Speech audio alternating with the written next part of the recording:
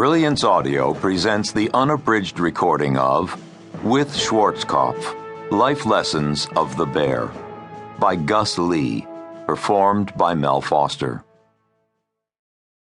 To my beautiful Diane, for everything.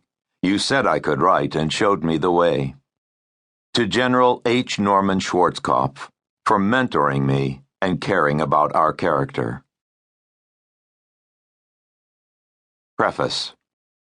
In 1966 America, 63% of the public held high confidence in government, divorce was uncommon, and academic cheating was episodic. Riding an economic boom, many expected America to solve the problems of the world. Today, research reveals that 7% of the public has confidence in Congress, and 75% of Americans in high school, college, and graduate school routinely cheat. The Government Accounting Office reports that the frauds of the 2008 subprime meltdown, designed by educated elites, cost the nation 129% of GNP and millions of jobs. Generals, admirals, and more junior officers are routinely fired for ethical misconduct, while sexual harassment in the military and society remains a problem. 87% of U.S. managers said in a national survey by certified fraud examiners that they would fabricate data to make their organizations look better. In 1966, a young major in the United States Army named H. Norman Schwarzkopf left the new war in Vietnam to reluctantly become a temporary engineering professor at West Point. To my very good fortune, I was one of his cadets. He was committed to my self-improvement, making the next years among the most intense of my life. After a 20-year hiatus, I invited him to join a startup company for which I worked, and we reunited in a relationship that would span 47 years. Although we originally met in academics at West Point and worked in business, his relationship with me was fundamentally moral, for it dealt with that which is unseen. He demanded facts, but was driven to live in alignment with principles, and it was his very attractive habit to inspire others to do the same.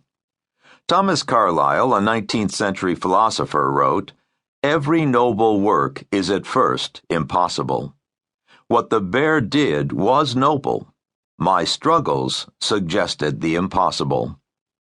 Norman Schwarzkopf had once been a pudgy and self-acknowledged unmacho child with an alcoholic mother. Perhaps he believed in changing others because he himself had changed. In the aftermath of an historic triumph in the Gulf War, General H. Norman Schwarzkopf became one of the world's most admired individuals, was offered the top position in the Army, was knighted by the Queen, and was guaranteed high elective office. He disliked Stormin' Norman and enjoyed being known as the Bear. He was officially a genius, intercollegiate athlete, missile engineer, and a superior soldier. But his unique gift was character. He tried to pound his will and intentionality about right action into his students with the fire of a medieval blacksmith.